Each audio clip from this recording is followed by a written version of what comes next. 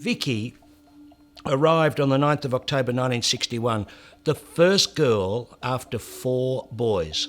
Vicky's birth was treated like a miracle in our family. But at the end of her life, we'd never been closer. She was at my 200th game. I remember looking at her and loving her, you know, she was so cheery and she brought joy into the room.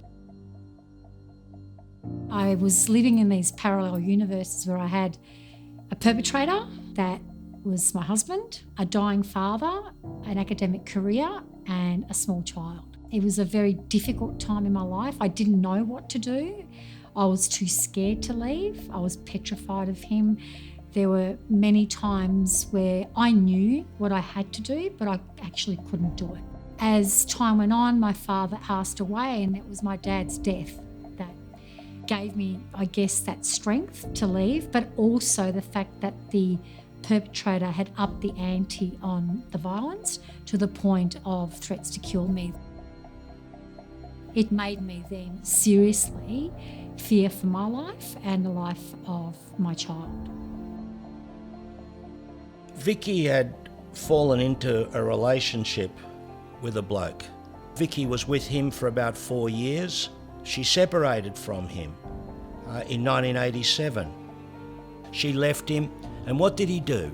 He did what so many men have done, we now know, historically, he killed her. And we know that overwhelmingly, when men kill an estranged partner, it's in the context of separation. And Vicky was in that context. She was emblematic of the circumstances of what I call wife killing. His greatest affliction was misogyny and disregard for women's independence. For 10 years, I lived with my husband, who was also my carer. Like any marriage and relationship, it started off so great and then turned so quickly.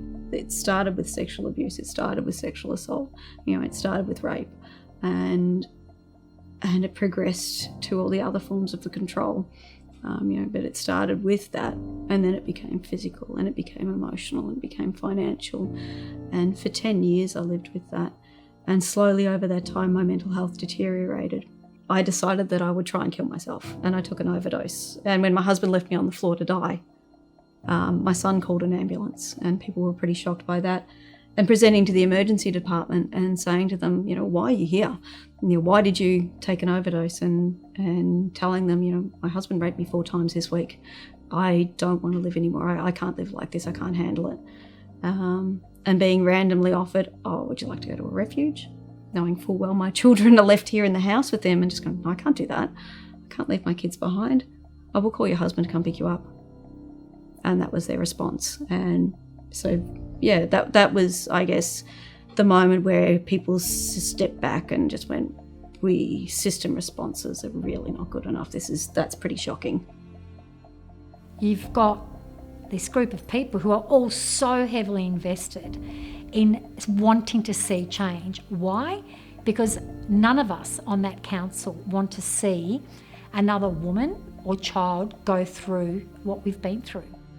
Nobody should be subjected to any forms of family violence.